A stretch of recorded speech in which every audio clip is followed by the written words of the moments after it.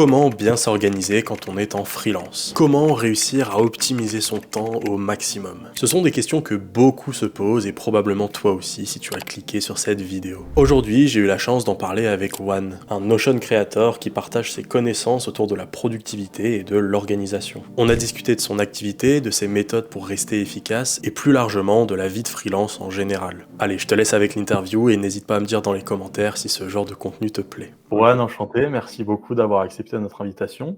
Pour Merci à commencer, toi. pour ceux qui ne te connaissent pas, est-ce que tu peux te présenter et dire qui tu es et qu'est-ce que tu fais dans la vie?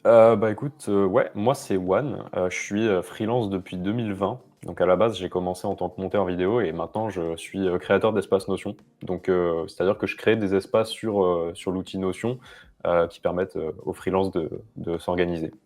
Donc je fais ça, soit en template, donc pour des freelances qui veulent prendre en main des trucs directement, ou alors en prestation sur mesure pour, des personnes qui ont des besoins spécifiques, au cas de figure. Est-ce que tu peux expliquer un peu plus ce que c'est l'outil Notion justement? Ouais, écoute, Notion, en gros, c'est un peu dans la vague des outils de productivité, c'est un peu genre un des plus connus.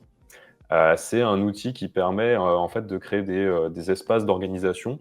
On peut y faire pas mal de choses. On peut prendre des notes, on peut, organiser des données, on peut faire, de la collaboration dessus, travailler en équipe à l'intérieur. En fait, c'est un outil qui est très polyvalent et je pense que c'est pour ça que c'est un des meilleurs et un des plus utilisés, parce qu'il permet de faire, justement beaucoup de choses. Donc voilà, en fait, moi, ce que je fais, du coup, c'est que je crée des espaces à partir de zéro, là-dedans, donc avec des bases de données, avec des interfaces qui sont optimisées, qui sont faites pour, être utilisées de manière pratique. OK, et donc tu as des exemples concrets justement? Parce que, c'est vrai que moi je me demande un petit peu à quoi ça peut ressembler et surtout à quoi ça sert, concrètement des templates, Notion. Donc du coup, ouais, Notion, on peut faire pas mal de choses avec. Moi, par exemple, j'ai fait un template pour les freelances, justement pour les aider à organiser leur activité. Donc c'est un espace, dans lequel, en fait, ils vont retrouver pas mal de fonctionnalités, donc par exemple pour gérer, les projets, les clients, les tâches, un peu la partie financière aussi, la partie administrative. Et du coup, en fait, voilà, c'est quelque chose que j'ai fait sur plusieurs mois où en fait, j'ai créé, plein de tableaux, suivre pas mal de choses, des trucs, plein de petites fonctionnalités, je sais pas, du time tracking. Hem, Qu'est-ce que j'ai d'autre? Enfin, j'ai plein de pages. Par exemple, une fonctionnalité que j'aime beaucoup, dans ce que j'ai fait là récemment, c'est un portail client. En fait, c'est un portail, c'est une fiche que le client a, dans lequel tu vas pouvoir lui partager, un accès et en fait, lui, il aura accès à tout ton système interne, mais qui le concerne lui uniquement. Par exemple, l'accès aux tâches que tu as en commun avec lui, les factures qu'il a à payer, les devis, les projets, et cetera. Et en fait, quand on clique à l'intérieur, après, on a un peu plus d'informations. Voilà, s'il y avait de la prise de notes sur les projets, c'est des choses qu'on peut retrouver. Donc, il peut à la fois être du collaboratif, mais aussi un peu juste à consulter un peu tout type d'informations. Voilà, en fait, bon, c'est un peu décousu mes explications, hein, désolé. En T'inquiète gros, pas. voilà, Mmh. c'est un outil qui, si on sait comment l'utiliser, est assez puissant. Mais c'est vrai que c'est un peu le frein que beaucoup de gens ont avec Notion, c'est que apprendre à l'utiliser, c'est compliqué. Ouais, c'est ça. Bah, nous, je sais qu'on le partage avec, Mathieu qui dirige les Makers. On a un Ouais. espace Notion qui est partagé ensemble et quand je vois là ce que tu as fait, je pense qu'on l'utilise à même Ah pas ouais. 1. C'est Et mais encore, je fais pas des trucs de fou parce que dis-toi qu'il y a des gens qui font des espèces d'espaces gamifiés, un peu genre interface de ouais, jeux vidéo comme un RPG et tout dans Notion. Genre vraiment, c'est assez, ça peut aller très loin, franchement. ouais, carrément, et Notion, ça Ouais. existe depuis longtemps ça? Parce que c'est vrai que c'est un métier, j'avais pas Heu, forcément entendu parler de Notion Creator avant de te bah connaître. L'outil en soi, je crois qu'il existe depuis les années 2010. Je saurais pas te dire l'année exacte, depuis quand il Mmh. existe. Moi, je sais que je m'en servais quand j'étais en études, il y a, 4 ans de ça, pour prendre des notes. Après, c'est très récent que Notion vraiment, devienne un pilier, je dirais, dans les outils de productivité. Enfin, ça a souvent, Ouais. enfin, ça remonte un peu à longtemps, mais en ce moment, ils font beaucoup de nouveautés, ils essaient vraiment de pousser l'outil à une utilisation assez puissante. Ce qui fait que, genre, ça fait 2, 3 années que Notion, c'est vraiment un peu ouais, il a un peu le monopole là-dessus parce que c'est le plus polyvalent, je dirais, et le plus accessible aussi. Parce qu'il y a des outils qui sont beaucoup plus complexes. Je pense à Airtable, par exemple, si on veut gérer des bases de données. Ça permet de faire beaucoup plus de choses et d'aller beaucoup plus loin dans la gestion de données en elle-même. Mais par contre, c'est plus complexe à prendre en main et c'est moins adapté pour le public large, je dirais. Alors que Notion, en soi, ça peut être facilement compréhensible. Ouais, c'est ça. Et donc, toi, tu nous as dit, tu faisais du montage vidéo avant. Et Ouais. comment ça t'est venu vraiment l'idée de faire une transition? Pourquoi tu avais envie de faire une transition surtout? Bah écoute, ouais, j'ai fait du montage pendant 4 ans. Donc je me suis lancé en 2020, quand j'avais 16 ans. Donc je me suis un peu lancé dans le vide en fait. C'est un peu par hasard que j'ai commencé. Et ça, après, au fur et à mesure, j'ai appris un peu le métier de freelance, comment, voilà, comment fonctionner, comment s'organiser aussi, parce que du coup, les besoins d'organisation sont venus avec l'expérience. Et voilà, il y a un moment où en fait le montage me plaisait plus trop, où ça me prenait beaucoup d'énergie et c'était quelque chose qui me demandait vraiment beaucoup de moi-même, beaucoup de ma personne, et que j'avais plus l'envie ni la force de faire ça. Et du coup, sur des longues sessions de procrastination, ce que je faisais, c'est que je faisais des espaces Notion un peu pour moi, parce que c'est vrai que c'est addictif comme outil quand aimes bien t'en servir. Et puis à un moment, je me suis dit, bah, mon organisation, elle est éclatée au sol, il faut que je fasse un espace pour moi, tu vois, pour m'organiser. Et en fait, je me suis dit, bah, quitte à le faire, autant le faire bien, parce que je vais pas le faire toutes les semaines, quoi. Genre, je veux vraiment faire un truc une fois bien fait. Et je me suis dit, bah, quitte à bien le faire, autant le proposer à d'autres freelances qui, comme moi, eux aussi, ont des soucis d'organisation. Donc je me suis chauffé un peu là-dessus. Et j'en ai fait un produit, donc mon tout premier produit digital. J'en avais jamais fait avant. Et donc voilà, je l'ai publié. Et ça a très bien marché. J'ai eu une centaine de freelances qui l'ont pris assez vite, dès le premier mois. Donc franchement, j'étais surpris des retours que ça avait eu. Je m'attendais pas à ce que ça intéresse autant de gens. Et en fait, c'est surtout quand je recevais les messages derrière ou les retours des gens qui me disaient ouais, ton outil est incroyable, ça m'a beaucoup aidé, merci beaucoup. Grâce à toi, j'ai réussi à m'organiser un peu mieux, à me libérer du temps et tout. Je suis en mode, bah, ok. Enfin, genre, pour le coup, j'ai vraiment eu un truc de ok, je suis vraiment capable d'aider des gens là-dessus. Et ça m'a vraiment, je sais pas, ça m'a fait un déclic. Et en parallèle de ça, mon activité de monteur me plaisait de moins en moins. Ça commençait un petit peu à redescendre et j'en avais plus envie. Donc je me suis dit, bah, pourquoi pas tenter de partir sur cette voie-là, de faire une transition complète. Donc voilà, c'était le fruit de longs moments de réflexion, mais finalement j'ai décidé de sauter le pas. Et puis me voilà maintenant Notion créateur du coup. Bon, bah, félicitations en tout cas. Ouais. Et puis c'est vrai que moi, comme je t'avais dit quand on s'était vu juste avant, enfin quand on s'était appelé avant, bah, moi je te voyais sur mon Twitter tout le temps et c'est vrai que bah, je lisais les commentaires aussi parce que moi j'étais intrigué par ça, de ce que c'était vraiment Notion Creator. Et ouais, non, je voyais que des bons retours aussi de ton produit, donc franchement ça fait Mm. plaisir.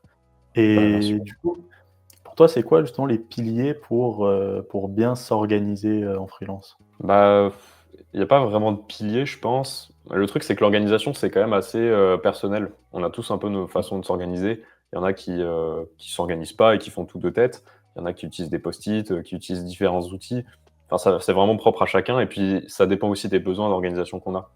Parce que bah, quand on gère, par exemple, genre 2 clients réguliers, on va pas avoir les mêmes besoins d'organisation que quand on gère genre une quinzaine, mais du coup sur des projets uniques ou des trucs comme ça. C'est assez différent. Donc je pense que déjà, le mieux, c'est déjà d'essayer d'analyser un peu ce qu'on fait, la manière dont on le fait aussi, d'essayer de comprendre un peu qu'est-ce qu'on a besoin ou pas. Après, moi, dans le cas où j'ai conçu mon outil, je me suis basé un peu sur mon expérience de freelance, sur un peu les discussions que j'avais eues avec d'autres freelances aussi du milieu. Donc je me suis rendu compte qu'il y a quand même des choses qui étaient en commun dans la manière de s'organiser, notamment le fait de gérer les projets des clients, bah, tout ce qui est facture administrative, c'est des choses qu'on fait tous. Ça, il n'y a pas 50 façons de le gérer. Après, pilier de l'organisation, je dirais que c'est surtout une question de gestion du temps. Euh, donc vraiment de savoir répartir son temps correctement, quel que soit le rythme, parce qu'il y a des gens qui ont un rythme très cadré, très linéaire, euh, où du coup c'est le genre de gens que moi j'aime bien appeler psychopathes, mais tu sais qui ont des espèces de blocs de 10 minutes dans leur calendrier, tu vois. Dans genre chaque minute de leur journée, elle est calibrée. Et en vrai, s'il y a des gens qui aiment bien s'organiser comme ça et qui sont à l'aise là-dedans, franchement, tant mieux. Moi, je suis pas trop comme ça. Je suis plus quelqu'un qui m'adapte. Donc, j'ai plus des espèces de sessions de temps par jour ou par semaine à la limite, où je sais que là, je dois faire telle chose, là, je dois faire telle chose, il faut que ce soit fini avant tel moment. Voilà, après, rester dans le vague, ça me convient. Mais gérer bien son temps, je pense que c'est vraiment quelque chose d'important. Et après, je dirais aussi, deuxième point important, c'est de trouver un espèce d'endroit d'archivage d'informations. Parce que, en fait, quand on a beaucoup d'infos à gérer, il y a un moment, en fait, on peut plus tout retenir. Il y a des choses qu'on oublie forcément. et faut pouvoir se les noter quelque part, faut pouvoir poser ça dans un outil ou quelque part, peu importe. Mais voilà, que ce soit des conversations avec des clients, voilà, on s'est dit telle chose, il faut bien que je me garde ça en tête parce que sinon après je vais l'oublier. Là, on s'est dit, ok, appel à telle heure avec telle personne. Là, il faut que je pense que demain, il y a la deadline de ce projet-là, ce genre de truc-là. Et quand on a beaucoup de choses à gérer, ça fait beaucoup d'informations à traiter. Et en fait, ça nous fait de la charge mentale de fou après quand on garde tout en tête. Donc ça aussi, pour moi, je pense que utiliser un outil qui permet de poser un peu ce genre d'infos-là, c'est important. Ouais, c'est clair. Et du coup, justement, tu parles d'outils. Est-ce que toi, Notion, comme tu le maîtrises bien, est-ce que ça te permet de vraiment faire un outil qui regroupe tous tes besoins? Ou alors tu utilises d'autres outils aussi pour l'organisation? En vrai, Notion, c'est pour ça que je disais que c'est polyvalent, c'est que ça permet de faire beaucoup de choses. Et je mets 90% de mon organisation sur Notion, tu vois. Il y a tout dedans quasiment. Et en fait, ce qui est bien, c'est que comme ce sont des bases de données que je peux connecter entre elles, par exemple, quand je crée un projet, je mets le client qui est relié. Et en fait, dans la fiche du client, j'ai ces informations que je m'étais déjà notées quelque part. Tous ces trucs-là. Ce qui permet plus tard, après, en améliorant un peu l'espace, de faire des micro-optimisations, des trucs comme ça. Par exemple, quand il y a les mêmes infos à remettre à chaque fois, je vais pas me faire chier à le refaire à chaque fois. Genre, je vais juste reprendre le truc une fois et puis après, voilà, ça me fait gagner un petit peu de temps. Ça se joue en secondes, hein, mais seconde après seconde, quand on fait beaucoup de choses, ça finit par faire gagner pas mal de temps. Après, moi, j'utilise toujours aussi Google Calendrier, par exemple, pour tout ce qui est événements personnels. Parce que ça, Notion, j'aime pas trop gérer trop le perso dedans, je préfère gérer vraiment tout ce qui est pro. Après, il y a après les applis de notes, hein, basiques, mais tu sais, quand tu as une idée en tête, que tu n'as pas envie de te prendre la tête à ouvrir ton espace Notion, à cliquer sur telle page et tout, tu sors ta note, tu te notes ce que tu as en tête, et puis après, tu passes à autre chose. Ça, c'est toujours aussi efficace. Mais globalement, moi, j'ai tout centralisé sur Notion quasiment. Ouais. Bah, c'est vrai que du coup, comme je te disais, nous, on l'utilise aussi en interne. Et c'est vrai que le fait de pouvoir relier ensuite des pages à d'autres pages, ça te fait gagner un temps fou. Genre, Ouais, c'est tu ça. pas à aller chercher les trucs et même si des fois tu juste tu as un petit truc à penser, tu te mets un petit commentaire à l'intérieur. Enfin, c'est Ouais, c'est ça. En équipe, c'est vraiment puissant, je trouve. Parce que je pense qu'une équipe dont l'organisation est efficace, c'est déjà un processus qui est bien établi.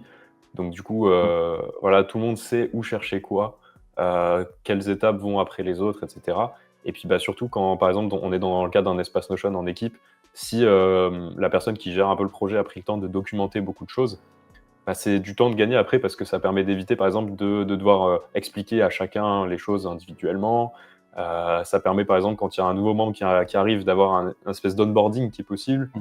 Et puis c'est un espace vraiment que tout le monde peut utiliser et tout le monde peut retrouver les infos. Et comme c'est synchronisé, du coup, s'il y a quelqu'un qui modifie un truc, ça modifie chez tout le monde. Donc comme ça, tout le monde a les infos à jour. Ça, j'ai déjà eu l'occasion de créer des espaces pour des équipes, justement. Et c'est vrai que avoir un espace d'organisation, c'est quand même assez puissant quand c'est bien fait parce que ça permet vraiment de se développer et de plus penser à l'orga, en fait. Parce que je trouve que l'orga, c'est un peu une friction, des fois, une espèce de frein même. Enfin, je sais pas si toi, tu es d'accord là-dessus, mais... Ouais, si, bah, moi justement, comme tu disais que toi pendant 4 ans, 4-5 ans quand tu étais monteur, tu pas le plus organisé du monde. Moi, c'est un peu pareil, j'essaie d'apprendre. En vrai, j'aime bien apprendre et j'aime bien essayer de m'organiser, mais c'est pas inné en moi aussi et c'est vrai Ah bah, que c'est pas la tâche la plus agréable, donc c'est ce que tu mets un peu sur le non, côté. c'est sûr. Mais c'est compliqué parce que je trouve que l'organisation, c'est vraiment propre à chacun. Il y en a qui sont over-organisés et qui le sont limite trop. Et je pense qu'il y a certains aspects où moi, j'en fais partie. Et à l'inverse, il y en a qui le sont pas du tout et que c'est le chaos total. Et j'en fais aussi partie, en fait. Je suis un peu les deux. Je suis à la fois bordélique et à la fois organisé. Ça dépend un peu des choses. Ouais, je comprends. Et passer d'un camp à l'autre, c'est compliqué. Mais je pense qu'il faut essayer de rendre l'organisation un peu plus sexy, tu vois. Parce que c'est pas un mal de s'organiser. C'est genre, Ouais, c'est pas non du coup, plus. Il y en a beaucoup, j'ai l'impression que ça leur semble tellement insurmontable que ils osent pas trop essayer ou ils ont pas envie de se prendre la tête avec ça et tout, et ça les emmerde plus qu'autre chose. Et c'est pour ça justement que moi j'essaie de créer des templates aussi parce que je suis bien conscient que tout le monde n'est pas psychopathe comme moi à passer des dizaines d'heures à faire des espaces Notion, tu vois. Donc le fait d'avoir un template, c'est que le truc il est déjà tout prêt, j'explique tout. Les gens ils ont juste à le prendre en main, ça prend quelques heures vraiment si on prend le temps de vraiment vouloir faire les choses bien. Mais après, une fois que tu es habitué, c'est bon, tu as ton espace qui est fait, tu as ton organisation qui est établie, et puis tu as juste à après en profiter, quoi. Ouais, c'est ça. J'ai l'impression que pour beaucoup aussi, le fait de vraiment s'organiser, c'est, ça rajoute du stress du coup, parce que ça veut dire il va falloir suivre un emploi du temps cadré et Mmh. alors que non, en vrai, ça te fait juste gagner, c'est juste un gain de temps et Ouais. pour moi aussi, du coup, moins de stress parce que si tu es bien organisé, tu t'évites, des fois d'oublier des choses qui étaient vraiment importantes. Bah, en fait, l'organisation, je trouve ça peut aller jusqu'à même juste penser à répondre à des gens, tu vois? Par Mmh. exemple, hein, genre, c'est une question d'organisation aussi. Si tu prends pas le temps de le faire, c'est parce que, tu gères mal ton temps en soi. Donc c'est pareil, c'est des trucs, mais c'est ouais, en fait, c'est qu'il y a beaucoup à penser, donc ça fait beaucoup de ça peut générer du stress, je pense. Ouais, c'est ça. Moi, je sais ce que j'aime bien faire, c'est, bah, utiliser l'outil Notes, d'iPhone et c'est vrai que me mettre tout ce que j'ai à faire et même si c'est, appeler, quelqu'un ou répondre à tel message que j'ai eu, même ça, Mmh. je vais le faire. Parce que c'est vrai que quand tu es dans une journée, bah, si tu l'oublies à chaque fois, c'est un peu relou donc c'est vrai que moi, j'aime Ouais, bien c'est tout ça. noter mais après, en fait, c'est ça. En fait, j'aime bien m'organiser, dans le sens, noter les choses à faire, Mmh. me faire un espace où je me dis: «Bon là, ce sera ça, ça l'émission, de la semaine» ou quoi. Mais Oui. après, tout suivre, à la lettre, c'est plus Oui. compliqué. Après, c'est déjà bien d'avoir un début de plan d'action, mais c'est pas Ouais. grave si on le suit pas à la lettre. Je pense que moi, je sais que j'aime pas non plus être trop rigide quand je m'organise. C'est pour ça que je me prépare pas des blocs de temps et tout parce que, bah, par exemple, si je me bloque un temps, de 4 heures pour faire une tâche, par exemple, si je me rends compte que j'ai pris, 2 heures à la faire, ben, en fait, du coup, je vais me sentir bizarre parce que je vais être en mode: «Bon, je fais quoi?» J'attends, je mets autre chose à Mmh. la place et tout et à l'inverse, si j'avais prévu 4 heures et en fait, je déborde et ça m'en prend 8, bah, si j'ai pas anticipé que ça me prendrait plus de temps, du coup, tout ce que j'avais prévu après et bah, faut que je le redécale et en fait, je trouve que c'est trop stressant au final de faire ça et ça, pour le coup, c'est de l'organisation perso qui me fait perdre du temps parce qu'à chaque fois de me réorganiser, je passe plus de temps à penser à comment je dois faire les choses qu'à vraiment les faire. C'est pour ça que je préfère être flexible, de me dire: «OK, tu sais que ce jour-là, tu dois faire ça. Cette semaine-là, il faudrait que tu aies fini ça d'ici la fin. Après, tu t'organises comme tu veux dans la semaine pour le faire, mais il faut que ce soit fait», quoi, des trucs comme ça et je me sens plus à l'aise comme ça, tu vois? Et je pense qu'il y en a beaucoup, notamment les personnes qui aiment pas trop s'organiser de base, d'être un peu plus flexible, je pense que ça leur correspond plus, quoi. Ouais, c'est sûr. Et là, du coup, toi, actuellement, ton rythme en freelance, c'est comment? Est-ce que tu aimes bien t'instaurer une routine, justement? Ou alors, tu es un peu au feeling, ça se passe comment? Franchement, les routines, j'ai du mal. C'est un peu, j'ai un mode de vie un peu particulier parce que je suis chez moi, tout seul voilà, je vis dans mon appart, tout seul, mais je vais beaucoup, en déplacement, par exemple, retrouver ma famille qui vit pas du tout dans la même région que chez moi. Des fois, je vais voir des amis, des trucs comme ça. Enfin, je m'empêche pas de vivre non plus, même si j'ai du travail. Ce qui fait que, du coup, je bouge beaucoup et bah, par exemple, quand je passe de chez moi à chez quelqu'un, bah, du coup, les repères, ils changent, donc du coup, le Mmh. rythme aussi. Souvent, je me cale un peu sur celui des autres quand je suis avec d'autres personnes, autour de moi parce que, bah, voilà, j'ai envie de passer du temps avec. Quand ils travaillent, je travaille aussi. Quand ils sont là, bah, j'essaie de garder du temps. Donc, j'ai pas trop de routine, et j'ai déjà essayé de maintenir un rythme, en fait, où je me dis: «OK, telle heure tu fais ça, tu prends tel truc, tu fais, telle chose à tel moment de la journée et tout». J'ai un peu plus de mal. Mais, j'essaye quand même voilà, de rester un petit peu sur mes appuis là-dessus. Après moi, ce que je fais, c'est que, par contre, j'ai un espèce de c'est pas encore concret ni établi, mais, j'ai différents rythmes. J'ai souvent soit rythme couche-tard, soit rythme, lève-tôt. Ça dépend un peu, des fois ça varie. Là, en ce moment, je suis plutôt couche-tard et en fait, couche-tard, souvent ce qui se passe, c'est que, je prends du repos plutôt le matin parce que du coup, je me lève tard, j'ai pas envie de me stresser dès le matin à me mettre au travail et tout. Je fais ma journée tranquille, puis après je travaille l'après-midi. Le soir, je travaille aussi si j'ai beaucoup de choses à faire, sinon je me pose un peu aussi. Et à l'inverse, quand je me lève tôt, c'est plutôt genre le matin, je suis assez efficace. L'après-midi, je le suis toujours, mais ça commence à redescendre un peu. Et puis le soir, je suis claqué, donc j'ai besoin de me reposer, quoi. Mais voilà, Ouais, j'ai pas vraiment d'emploi du temps type, mais en général, c'est un peu ces deux modes-là que j'ai. Et puis après, bah, quand je suis entouré de gens et quand je suis un peu ailleurs que chez moi, mmh. là, c'est un peu feeling, j'avoue. OK, ah non, je vois, bah, moi, ça, c'est vrai que c'est un peu en fait, j'ai l'impression que ça varie beaucoup aussi en fonction de ma motivation parce que c'est vrai qu'en freelance, du coup, et j'ai vu que tu as mis un tweet, dessus ce matin, je Oui, pourrais le mettre à l'écran, mais où c'est une courbe. oui. Et c'est vrai que c'est totalement le cas. Moi, je sais que là, du coup, retour de vacances, je suis très motivé en ce moment et je bosse Mmh. beaucoup et j'aime ça et des fois, je peux bosser vraiment toute la journée sans m'arrêter. Je sais Ouais. qu'il y a des fois des périodes de 2 semaines, 3 semaines où en vrai j'ai aucune motive et Mmh. je sais pas pourquoi, des fois c'est juste, Ah, je suis moins la stimulé motivation, ou je sais pas. Mais bah, la courbe, hein, la motivation, des fois, elle est là, des fois, elle est pas là, c'est on y ouais, revient. Mais mais du coup, c'est c'est vrai ouais, que c'est dur d'avoir vraiment une routine, vraiment que tu t'installes tout le temps parce que, bah, ça varie trop. c'est ça. Bah, après, moi, je me considère freelance et je me dis, je pense que l'un des intérêts d'être freelance, c'est d'organiser ton temps et ta journée comme tu veux.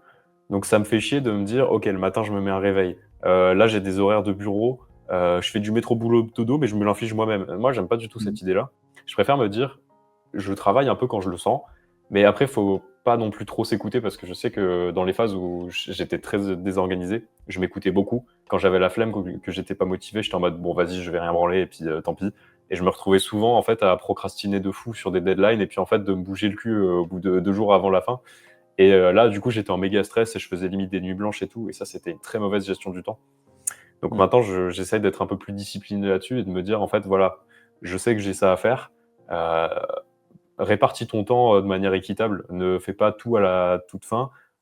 Limite, même si tu fais un rush du début, à la limite, c'est mieux parce que tu as de la marge de temps si jamais tu veux déborder.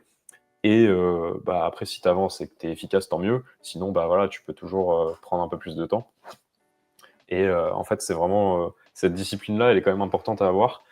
Mais limite, moi, j'ai un peu le problème inverse d'avoir la discipline d'arriver à m'arrêter maintenant. Parce que, maintenant, je suis je suis tellement en train de travailler tout le temps que des fois, j'ai du mal à me dire: «OK, là, tu arrêtes, tu te poses». Parce que, bah, en fait, le repos, malheureusement, c'est quelque chose que j'ai un peu fini par laisser de côté à force et c'est vrai que c'est Ouais. important de le garder au quotidien, quoi. Ah non, bah, c'est vrai. Moi, du coup, c'est exactement pareil. Dans les périodes où j'aime vraiment beaucoup travailler, c'est vrai que s'arrêter, c'est un peu Ah ouais, c'est non, un mais peu quand tu es pénible. investi dans encore plus quand tu fais des projets perso. Parce que quand tu le fais pour toi, Oui, tu as envie de le faire, tu as envie de le voir se développer, tu as envie d'avancer dessus, donc tu sais, tu es à fond de ouf, dedans, ouais. quoi et ouais, bah, C'est là exactement ce que je disais à ma copine hier. C'est que là, je suis sur, une vidéo que je fais, perso et en fait, ouais. j'avais l'idée dans la tête et depuis genre, depuis la veille et du coup, j'ai mis un peu mes projets, pendant la journée, hein. J'ai pas pris 3 semaines non plus de pause. Mmh. Mais du coup, j'ai mis les projets que je devais faire normalement en priorité, j'ai mis un petit peu en parallèle pour faire vraiment, mon truc perso parce que, en fait, je pouvais pas faire autrement. Ouais, quand tu es Mais inspiré, ah, faut profiter, quoi. Mais c'est sûr que ouais, ouais, je comprends, je faisais souvent ça, hein. Il y avait souvent, quand j'étais monteur, bah, honnêtement, des fois, travailler, ça me faisait chier. Du coup, ce que je faisais, c'est juste, bah, quand j'avais je sais pas, une idée perso, un truc que j'avais envie de faire et tout, c'est pour ça que je suis parti beaucoup sur Notion, en fait. C'est parce que, tiens, je me suis dit: «Tiens, si je me faisais un espace de gestion d'analyse de chaîne YouTube», par exemple, tu sais, ça a aucun sens, mais dans ma tête, c'était une idée de génie, tu vois? Et du coup, je coupais tout ce que je devais faire vraiment, important. Je le mettais de côté, j'étais en mode: «OK, je me concentre à 100 dessus» et c'est là qu'arriver à s'arrêter, c'était compliqué pour moi parce que j'étais tellement la tête dedans que mais ça, ouais, c'est en plus en vrai, quand, je pense les freelances qui ont des copains ou des copines, par exemple, ça les aide un peu parce que du coup, tu sais, tu mmh, dois passer du temps avec l'autre, donc ça te fait par défaut une coupure, en fait, que tu es un peu obligé d'avoir. totalement. C'est vrai que, genre, moi, par exemple, j'ai eu une période où j'étais avec une copine et en fait, même ça, j'avais du mal à m'arrêter, mais des fois, je le faisais parce qu'il le fallait, tu vois? Et là, maintenant, je suis je vais pas te mentir, là, je suis célib. J'ai personne, à qui je dois passer du temps avec. Du coup, je suis en mode: «Bon, vas-y, bah, je concentre tout mon temps dessus, quoi». Ouais, c'est ça, c'est ça. Mais c'est exactement ce que je me disais, que je pense enfin, moi, je suis pas beaucoup au contact de beaucoup de freelance, enfin, je j'ai jamais beaucoup travaillé avec, en physique, mais Mmh. de ce que je peux voir des fois, je pense qu'il y en a même quand ils mangent, par exemple, le midi, ils peuvent être, limite en train de bosser en même temps et manger, Ah tu vois? oui, Alors ah, que c'est c'est vrai sûr. que moi, du coup, ça me fait une pause, Mmh. c'est l'avantage, ça fait des pauses, mais Mais il faut sinon arriver à ça se doit être forcer à se faire des pauses des fois, quand on travaille trop parce que c'est important, c'est trop important. Bah, je parlais par exemple avec un monteur là, hier soir, et en fait, lui, on discutait, on s'est rendu compte qu'on a vécu exactement la même chose, mais sauf que lui, il est en train de le vivre pour le coup. mmh, En fait, bah, trop travailler, mais en fait de pas avoir envie de travailler, tu sais, juste tu dois le faire et tu pas forcément l'envie. Du coup, tu travailles beaucoup et c'est vraiment un gros stress et en fait, lui, il m'a dit: «Là, de toute façon, je vais partir en vacances bientôt et tout, ça va me faire du bien» et j'étais en mode: «En vrai, je comprends de fou» parce qu'à ce moment-là, moi, c'était pareil, je pensais pareil. J'étais en mode: «Bon, bah, je vais me faire des vacances, ça va me reposer et puis après je repars et tout». Mais sauf qu'en fait, dans ces moments-là, moi, je sais que j'avais tendance à compter que sur les vacances pour me reposer mmh. Et en fait, c'est hyper malsain de travailler et de se reposer juste en vacances parce que, en fait, tu te reposes pas au quotidien. Donc en fait, ta batterie, une fois que tu rentres de vacances, elle est élevée. Et après, au fur et à mesure que tu avances, elle redescend et puis à un moment, tu es à plat et tu te recharges pas en fait au quotidien. Et faut arriver vraiment à prendre du temps de repos, mais du vrai repos, quoi, pas du scroll ou des trucs comme ça, genre vraiment du temps qui nous ressource, quoi. Mais justement, toi, tu le fais maintenant, ton temps de repos? Est-ce que, par exemple, dans une semaine, tu vas bosser, genre du lundi au vendredi et le week-end, tu te l'alloues au repos? Ou alors c'est au feeling, là-dessus, c'est quand tu le sens? C'est un peu au feeling, j'avoue, j'ai pas de routine comme je disais, donc Ouais. quand je sens que j'ai besoin de me poser, je me dis: «OK, aujourd'hui tu prends ta journée et puis, après tu reprends demain» et cetera. Hem, Après, moi ce que je fais, c'est que j'essaie de passer du temps un peu, par exemple avec des proches, tu vois, au téléphone, à discuter avec. Tu prends du temps moi par exemple, je sais que j'aime beaucoup, lire, des mangas, des livres ou jouer à des jeux même. Donc, je prends pas énormément de temps pour le faire, je devrais le faire plus, mais je sais que j'ai toujours un peu ces petits moments-là que je garde un petit peu quand même, pas forcément tous les jours, mais assez souvent quand même, qui me font du bien, tu vois? Genre qui me ressourcent un peu. Après des fois, j'essaie de sortir un peu. Il y en a par exemple, ils aiment bien faire du sport aussi, ça leur permet de se défouler un peu. Heu, Pareil, ça c'est quelque chose aussi qui est important à garder au quotidien, je pense, surtout en freelance, quoi. Ouais, non, c'est clair. Ouais, le sport, moi, j'essaie d'en faire un max parce que c'est vrai que c'est enfin, en fin de journée, en fait, c'est ça qui fait vraiment la coupure Mmh. et je sais que quand je fais une séance de sport en fin de journée, je sais que c'est bon, là, la journée est finie et je reviens du sport et Ouais. je repense plus au taf, en rentrant et du coup, Ouais, c'est ça. ça aide à faire une bonne coupure, je trouve. Ou C'est sortir ça. avec des potes, c'est Ouais, top, voilà, par ou exemple. voir des proches, Mmh. mais je pense que C'est ça. sortir de ton espace de travail un peu, c'est Ouais, ce qu'il faut aussi pour faire la ouais, clairement, le truc d'enfermement, ça, pour le coup, j'y suis très assujetti.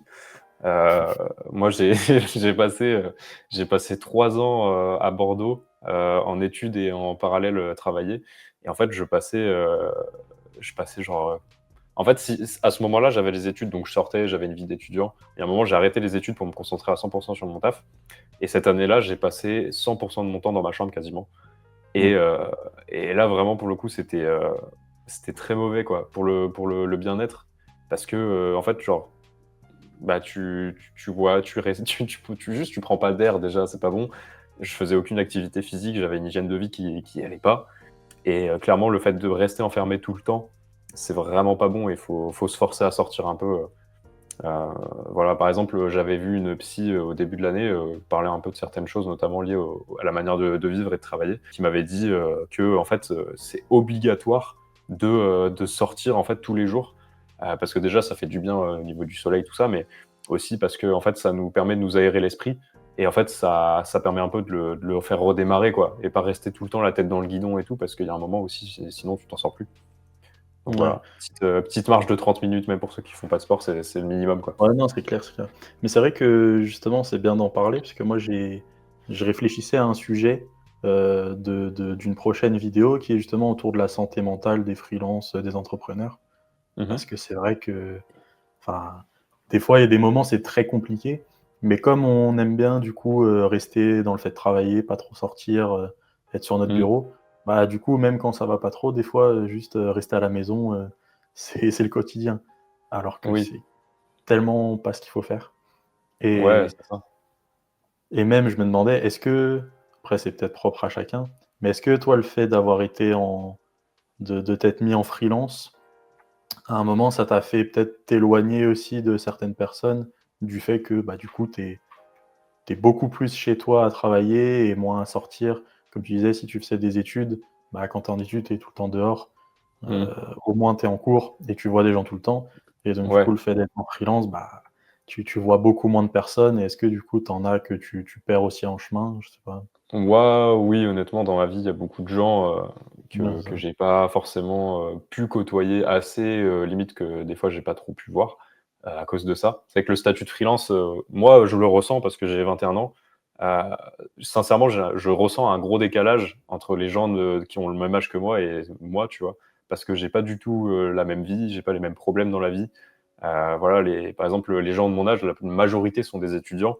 Eux, ce qui les inquiète, tu vois, c'est, de trouver des alternances, de trouver des stages, de trouver un emploi, d'être pris dans une école, tu vois, des trucs comme ça.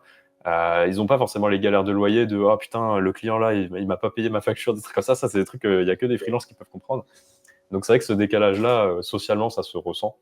Il y a beaucoup de moments aussi, je disais, comme j'étais en études, où en fait, des fois, tu veux sortir avec tes potes, et en fait, tu dois faire un choix entre sortir avec tes potes, mais du coup mettre un peu en péril ton activité, ou au contraire, te concentrer sur ton activité, mais du coup ne pas développer ta vie sociale.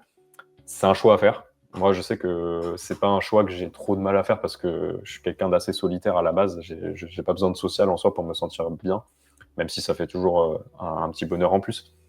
Mais il y a des gens qui peuvent pas vivre sans être entouré d'autres personnes, tu vois. Donc je pense que la freelance, dans ce cas-là, ça correspond un peu moins.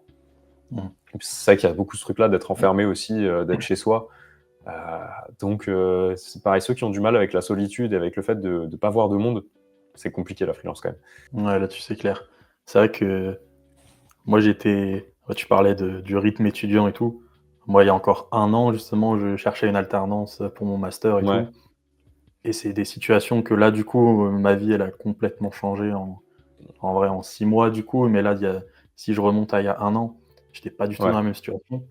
Et c'est vrai que je préfère tellement ma vie maintenant parce que du coup, le décalage quand même, il me plaît parce qu'en fait, même si le statut de freelance, ça apporte, normalement, par moment, on dit une instabilité, mais en vrai, si Mm. tu gères ça bien, si même tu es épanoui dedans, franchement, Mm. tu as beaucoup plus de vision sur l'avenir et puis tu es ton seul, comment dire? Tu es le seul qui peut maîtriser, ton avenir aussi, quoi.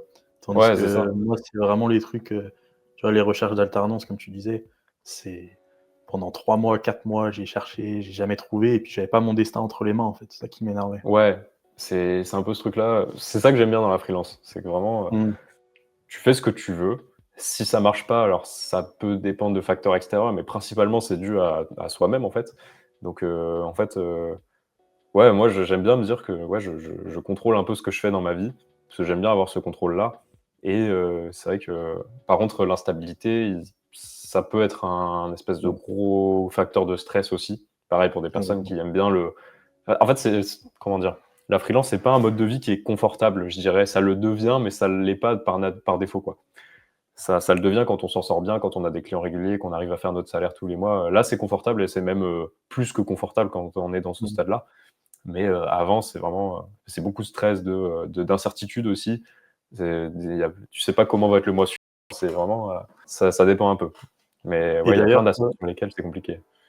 est-ce que tu comptes rester en freelance, bon, peut-être pas toute ta vie, mais, pendant encore longtemps? Ou alors l'objectif aussi pour toi, c'est de pourquoi pas monter ta propre entreprise ou des choses comme ça? Bah, moi, j'ai trop goûté à la freelance pour, partir de ça. Mmh. C'est pour ça, quand j'ai fait cette transition-là, que je me suis rendu compte que le montage, ça me plaisait plus et que je voulais arrêter. J'ai un peu envisagé plein d'options. Je me suis demandé si j'allais pas, essayer de trouver un job ou un truc comme ça. En fait, je me suis lancé à 16 ans, donc j'ai toujours connu ça comme mode de travail. Mmh. Honnêtement, si on prend en compte que la freelance, on va dire que c'est pas un travail, j'ai jamais travaillé de ma vie.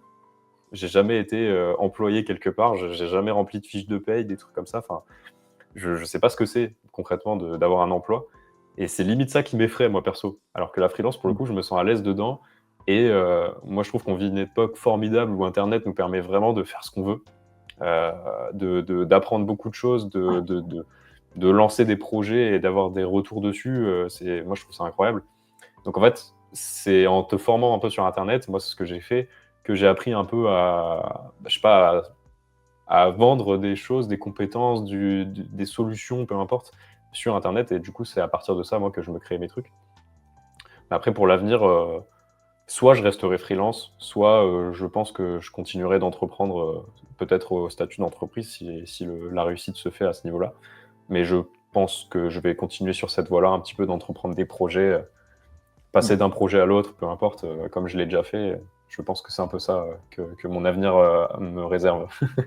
Ouais, mais c'est bien parce que du coup, ça montre que tu es aussi très flexible et puis en vrai, Mmh, juste bah, tu gagnes en compétences à chaque fois, donc maintenant tu sais aussi très bien faire du montage vidéo. Après là, ça va clairement.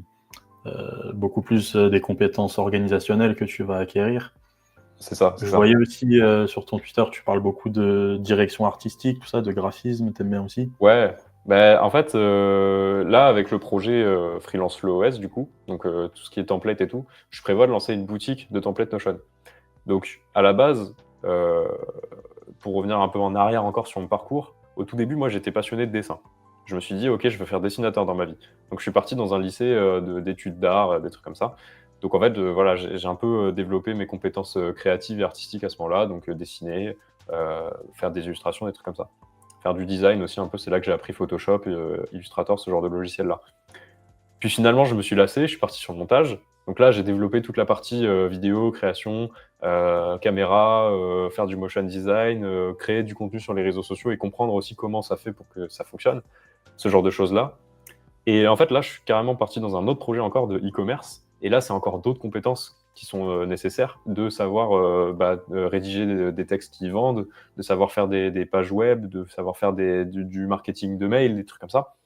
Mais en fait, ce que j'aime beaucoup là-dedans, c'est que tout ce que j'ai accumulé comme compétences jusque-là, donc dessin, montage et tout, c'est des choses que maintenant j'ai, que je maîtrise et que je mets à contribution dans mes projets. Et en fait, plus j'en ferai d'autres et plus je serai capable de faire de choses.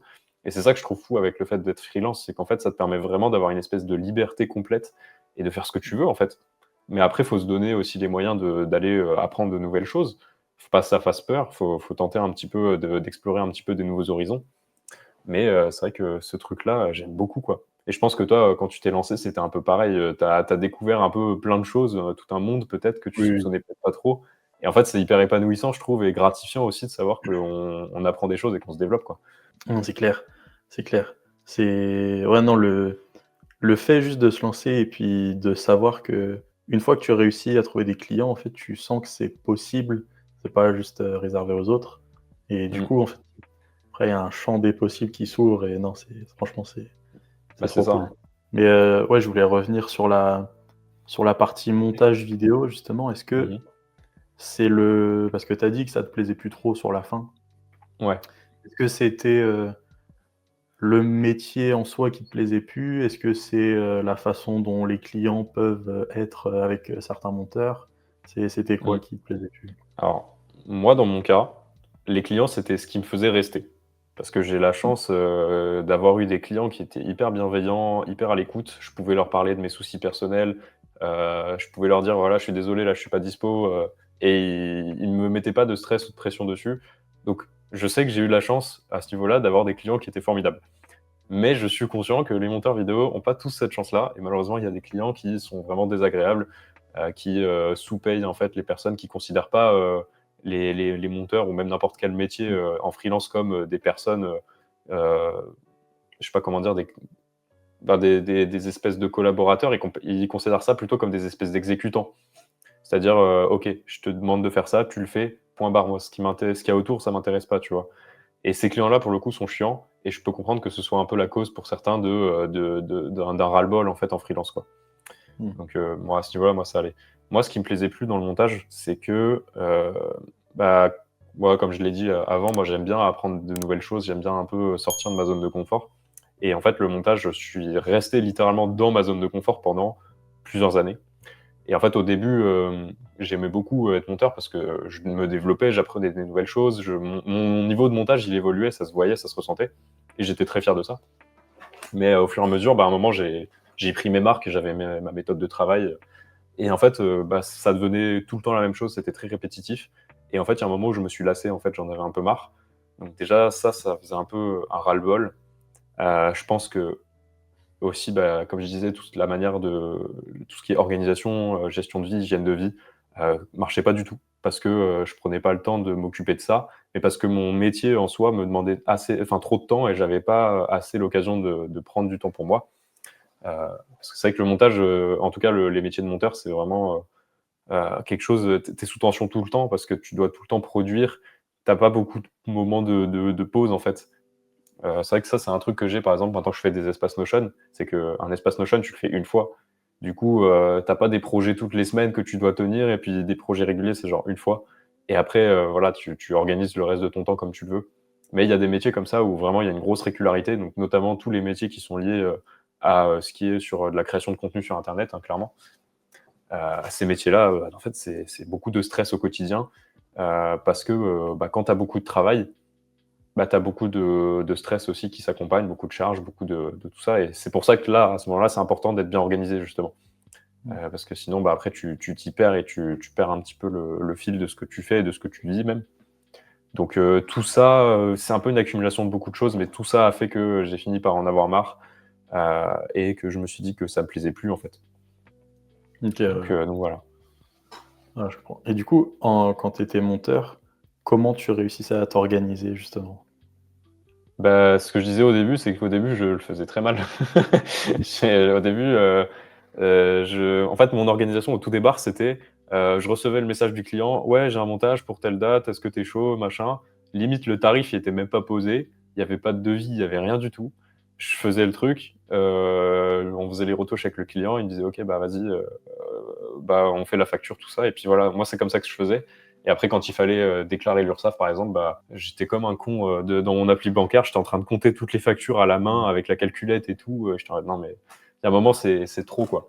Et en fait, quand tu as un client ou deux, ça va, cette organisation-là. Mais il y a un moment où moi, je tournais à 4 clients réguliers. J'avais 1 à 2 projets par semaine. C'était plus tenable de pas avoir d'organisation, quoi. Du coup, c'est pour ça que je suis après passé sur Notion. Au tout début, j'ai commencé en prenant le template de quelqu'un.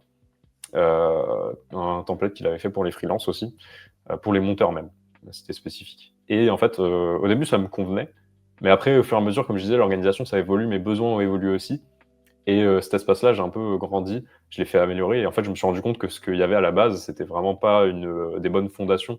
Parce que du coup, je recréais des trucs par-dessus qui étaient mal configurés, mal trucs, machin. Donc là, je me suis dit, OK, je vais reposer des fondations qui sont solides. Et c'est là que j'ai fait, du coup, Freelance Flow OS, mon template pour les freelances. Et là, je me suis dit, OK, ce template-là, il a pour but d'avoir vraiment des fondations que normalement, tu as pas besoin de rajouter de choses pour vraiment avoir toute ton organisation qui soit carrée là-dedans, quoi.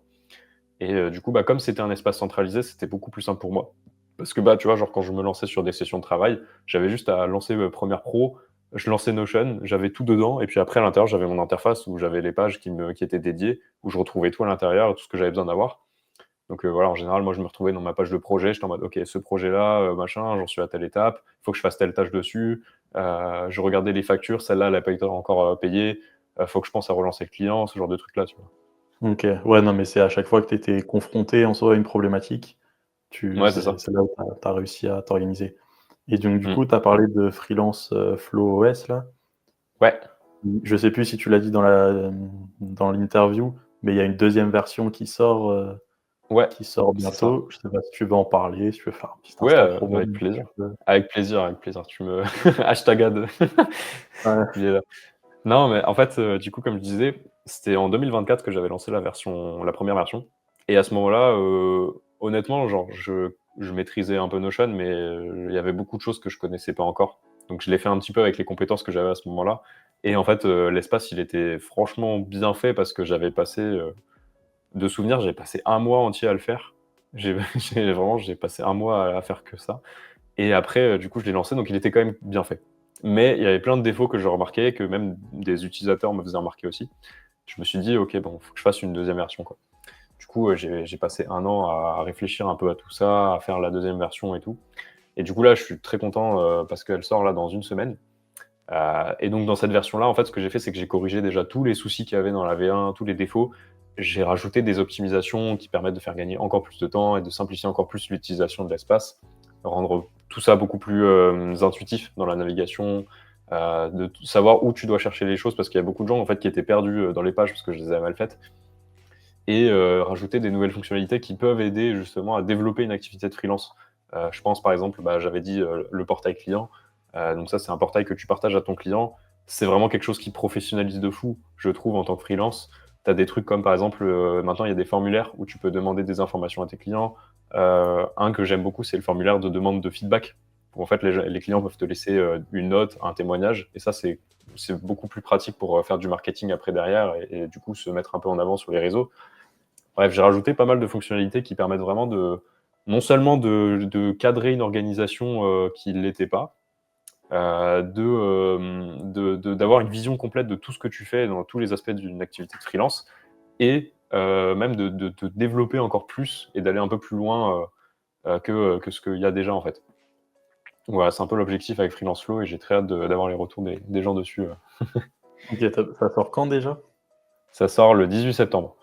Ok, c'est ça. Donc nous, la vidéo, normalement, on s'était dit, elle sort le 21 septembre. Donc Ok, à bah l'heure ce où vous sera sorti regardez la là. vidéo, vous pouvez aller voir. C'est sur Ok. ton Twitter que tu vas faire la communication? Ouais, sur mon compte Twitter. Après, si tu veux, dans la description, je pourrais laisser un lien, si tu Totalement, ouais, bah, m'autorises. mais avec grand plaisir. Je mettrai le lien dans la Nickel. description de toute façon, et puis même de ton Twitter aussi. Et Parfait, merci beaucoup. d'ailleurs, comme on parlait de Twitter, ça me faisait penser. Toi, c'est Ouais. quoi la place que la création de contenu elle a dans ton quotidien, en fait? Est-ce que c'est ce qui te permet de trouver tous tes clients et donc de plus du tout faire de prospection? Alors, moi, je crée pas trop de contenu, à part sur Twitter. Mais en fait, c'est marrant, tu dis création de contenu, mais moi, en fait, Twitter, j'ai toujours pris ça comme une espèce de safe place dans lequel je raconte un peu ma vie de freelance, tu vois? Donc, j'ai pas l'impression de créer du contenu, j'ai plus l'impression de raconter des trucs. Ça me fait beaucoup rire. Mais, clairement, c'est ce qui m'a beaucoup permis de me développer, parce que je postais un peu mon travail quand j'étais monteur, par exemple. Parce qu'au tout début, j'étais pas sur Twitter et j'avais pas beaucoup de clients et en fait, faire du réseau, quand on n'est pas sur le bon réseau, c'est compliqué. Et sur Twitter, je me suis aperçu qu'il y a énormément déjà de créateurs de contenu, donc des youtubeurs, des tiktokers, et cetera. Il y a aussi tous les monteurs et tous les freelances aussi qui travaillent avec eux, qui sont sur ce réseau. Et donc en fait, en commençant à poster un peu dessus, je me suis vraiment fait une place un peu dans cette communauté-là, ce qui m'a permis d'avoir de la visibilité de zinzin. Et c'est grâce à ça que, j'ai eu des clients après qui sont venus me démarcher, derrière. Et moi, je me considère aussi chanceux là-dessus, mais j'ai jamais eu besoin de prospecter pour avoir des clients. Il y en a qui font ça et c'est très bien de le faire. Bah, c'est vrai que moi, j'ai eu cette chance-là de ne pas avoir besoin parce que les clients venaient à moi. Et du coup, ouais, c'est vrai que la création de contenu, quand on est freelance en tout cas, au moins de se montrer sur, un réseau, quel que soit le réseau, c'est important. Parce que c'est vraiment ce qui permet de montrer aux gens qu'on existe, quoi. Et c'est vrai que, bah, comme en plus on y revient, mais on est un peu tous enfermés chez soi, on n'a pas trop de réseau, dans la vraie vie. Bah, le réseau, en fait, il se fait en ligne, et moi, j'ai beaucoup plus de vie sociale limite en ligne, en fait, que dans la vraie vie. Non, c'est vrai que je voulais revenir dessus. C'est vrai que le mot création de contenu pour Twitter, c'est pas forcément le meilleur, mais en même temps, moi, je sais que c'est pas forcément inné. Et du coup, quand je vois des personnes qui font ça, Mmh. j'ai l'impression qu'ils le travaillent et cetera. Mais non, toi, ça paraît plutôt instinctif, en fait, quand tu tweets. Ouais, Et en fait, c'est plutôt le fait d'être actif, quoi. Le fait d'être oui, actif et visible, en fait, c'est surtout visible que ouais. ça apporte énormément. Mmh. Moi, je sais Ah, que c'est vrai c'est que important, ouais. dans le montage, comme j'avais zéro compétence, bah, j'ai commencé à créer du contenu directement, plutôt que d'avoir des rushs de clients et cetera. Parce que, bah, j'avais pas de portfolio au début, donc pour se vendre, Mmh. c'est pas facile. Et donc c'est en créant enfin, dès que j'ai commencé à créer du contenu, en une semaine, j'ai eu un premier client et après petit à Mmh. petit. Donc non, Ouais. Mais c'est ça c'est c'est aide assez ça puissant aide les réseaux pour énormément. ça. Mais tu sais quoi? J'ai envie de te parler de mon petit frère parce Ouais, que ouais. il est exactement là-dedans. Mon petit frère, il est un peu dans la création aussi, lui plutôt, montage motion design et OK. voilà, il est au lycée, tu vois? Genre il est encore jeune, mais il est très bon et je lui ai dit franchement, poste sur les réseaux parce que vraiment c'est important de montrer ton travail et puis même si plus tard tu veux te lancer là-dedans, bah, tu auras déjà, un profil qui est déjà, actif, tu vois? Et ce sera toujours mieux. Alors, il le faisait déjà sur Instagram, TikTok, et cetera. Et je lui ai dit: «Mais mets-toi sur Twitter, par exemple». Et là, il y a 2-3 semaines, il a fait un montage, qui était franchement incroyable, j'ai trouvé. Et ça a un peu pété, et parce qu'en fait, il faisait un montage sur un artiste et tout. Et en fait, c'est parce que le post, il a pété, qu'après lui, il a reçu un DM d'un gars qui était potentiellement intéressé pour faire un montage avec lui et tout, donc en tant que client. Et en fait, c'est vraiment ça que je trouve fou avec Twitter, c'est qu'en fait, rien qu'en partageant ce que tu fais, ça te permet d'avoir des opportunités derrière. Donc à toutes les personnes qui osent pas trop se montrer ou qui ont un peu peur voilà, de poster du contenu sur les réseaux, franchement, c'est un des moyens les plus faciles de choper des clients, je trouve, dans notre époque, quoi. En plus, c'est Ouais. gratuit, ça demande rien, ça demande pas de payer, ça demande pas d'investir, c'est vraiment genre c'est juste du temps, en fait, qu'on met là-dedans, quoi. Et si c'est bien fait, en tout cas, ça marche vraiment de fou, quoi. Ah, c'est un très, très beau message de soutien et je rejoins, totalement. C'est vrai que Twitter, par exemple, c'est un réseau où pour le coup, tu vas beaucoup plus toucher des gens qualifiés parce Mmh. que c'est vrai qu'il y a beaucoup de créateurs, d'entrepreneurs, tout ça, qui sont sur Twitter. même Ouais. de youtubeurs connus, ils font souvent leurs recherches sur Twitter. Mmh. Mais après, pour faire des vidéos, c'est quand même mieux d'aller sur Insta, TikTok. Mmh. Mais moi, je sais que Bah, tous les réseaux en soi, il faut les tester, mais oui, c'est vrai que tu touches pas les mêmes personnes en fonction du réseau, tu quoi. touches pas les mêmes personnes, c'est sûr, mais rien que d'être visible, c'est incroyable. Moi, quand j'ai Mmh. commencé, bah, je faisais juste, des vidéos comme ça. Il y a toujours des Mmh. périodes où je suis motivé, je fais des vidéos, d'autres non.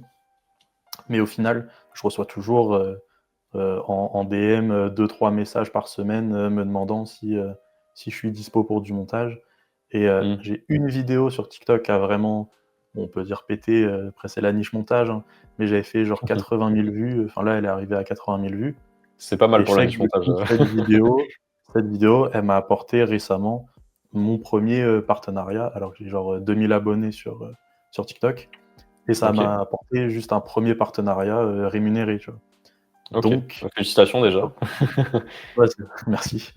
Mais donc du coup, ça veut dire genre sur les réseaux, sur TikTok quoi, il y a pas Ouais, besoin de forcément, décrocher la monétisation en plus pour, que ce soit non, même intéressant. pas. C'est ça. Donc Et puis tout en plus, les réseaux, réglage, l'avantage, c'est que c'est exponentiel, quoi. Parce mmh, qu'au début, tu postes et tu pas trop de visibilité, donc ça prend un peu de temps. Mais après, une fois que tu en as, la visibilité génère de la visibilité. Et moi, par exemple, ça fait 4 ans que je poste activement sur Twitter. Au début, voilà, j'étais osef de fou comme monteur, tu vois? Les gens voyaient pas mon profil. Et il y a une période dans mon activité où j'étais très actif sur Twitter, je postais beaucoup ce que je faisais, mon taf et tout, à un stade où je crois que quand tu tapais monteur sur la barre de recherche, mon profil, il était dans les premiers recommandés, tu vois? Et c'est mmh, con, mais après, ça a fait que ça ramenait des gens, du coup, ça a rassemblé des gens aussi qui me comprenaient, parce que, du coup, je racontais un peu mon quotidien, des trucs comme ça. Je montrais aussi ce que je faisais en tant que création, du coup, ça attirait plutôt les clients, pour le coup.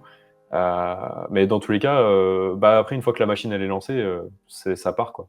C'est juste ah c'est faut faire ça régulièrement. C'est le seul truc par contre qui est mmh. un peu problématique avec les réseaux, c'est que tu peux pas poster une fois et après disparaître. Genre faut poster souvent parce que sinon après on n'est pas trop exposé et puis ça marche moins quoi.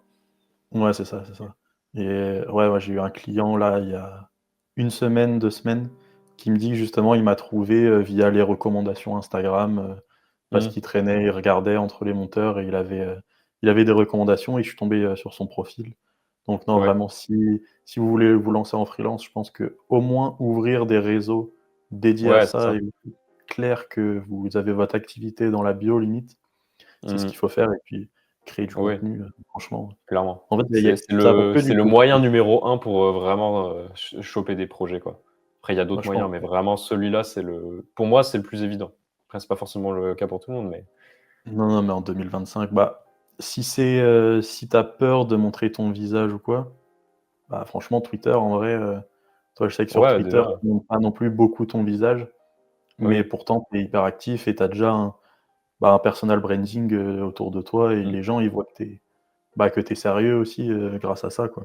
Parce que du Ouais, coup, c'est sûr. après, quand tu construis une petite communauté et que tu as de plus en plus d'abonnés, forcément, ça rajoute beaucoup de légitimité, je trouve. Bah, c'est ça. Après si on parle de chaque réseau, mais surtout de Twitter, la grosse force de Twitter, c'est l'aspect communautaire, justement.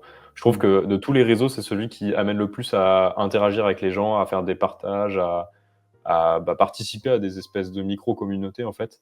Et je trouve que, pour le coup, Twitter, là-dessus, est très fort. Alors que Instagram et TikTok, ça va plus être un réseau sur lequel tu vas toucher beaucoup de personnes. Mais par contre, du coup, j'ai l'impression que les interactions sont un petit peu moindres et sont pas trop le centre de cette plateforme-là, quoi. Je pense Ouais, qu'il faut ouais. choisir un peu les plateformes qui correspondent le plus, déjà avec la personnalité, heu, enfin avec notre personnalité, mais aussi avec la cible, qu'on vise. Parce que, par exemple, Oui. moi, je vise des personnes qui ont un peu, ma tranche d'âge, tu vois? Donc Twitter, c'est un bon réseau pour ça. Je pense que Instagram, TikTok aussi. LinkedIn, ça peut, mais c'est des personnes qui sont un peu plus, adultes, un peu plus âgées, tu vois? Que je pense que j'impacterai moins chez eux, tu vois? Donc faut choisir Ouais, aussi le bon réseau, quoi. bah, Juan, merci beaucoup d'avoir, pris le temps d'être avec nous pendant cette, petite heure, d'interview. C'était super cool. On a abordé Bah, plein de avec plaisir. sujets qui, je pense, étaient, plutôt intéressants aussi, pour, tous les freelances en général. Mmh. Heu, Ouais, carrément. on mettra ton Twitter dans la description et puis le Freelance Flow OS 2 du coup, c'est ça? C'est ça, ouais. J'ai pas précisé au cas où, mais il y a Freelance Flow OS, mais j'en ai fait 2 autres versions. J'ai fait une version, Mmh. light, du coup, qui est un peu moins complète qui correspondra un peu mieux à des personnes qui veulent se lancer, mais qui veulent pas non plus trop se surcharger avec plein de gestion à faire et tout. Et une version même qui est gratuite pour ceux qui veulent essayer et qui voudraient vraiment juste voilà, être curieux, tester un peu Notion aussi, parce qu'il y en a beaucoup qui testent, mais qui au final n'aiment pas Notion. Voilà. Comme ça, il y a l'occasion de tester aussi. Donc voilà, je cale ça là au cas où aussi. Il n'y a pas que la version Flow du coup. Parfait, bah merci beaucoup. Je sais pas si tu as un dernier mot avant de finir l'interview. Pas spécialement, juste bon courage à tous les freelances qui se lancent, bon courage à ceux qui ont besoin aussi de réduire un peu la charge de travail, parce qu'en vrai c'est quand même assez compliqué comme train de vie, et puis force à tous ceux qui veulent se lancer aussi, que plein de réussite dans vos projets.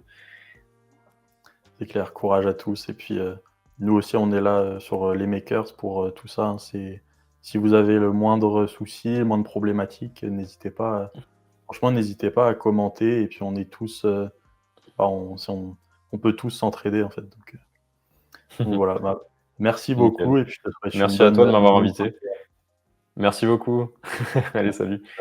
J'espère que cette vidéo t'a plu, tu pourras retrouver le compte X de Juan dans la description, ainsi que son nouveau template Freelance Flow OS 2. Si jamais tu as la moindre question sur un sujet qu'on a évoqué dans la vidéo, ou un sujet quelconque, n'hésite pas à le dire dans les commentaires. Je prendrai le temps d'y répondre avec plaisir. Et également, n'hésite pas à mettre un like et à t'abonner à la chaîne en activant la petite cloche des notifications, ça nous soutient énormément. Et je te donne rendez-vous mercredi à 17 h pour une prochaine vidéo.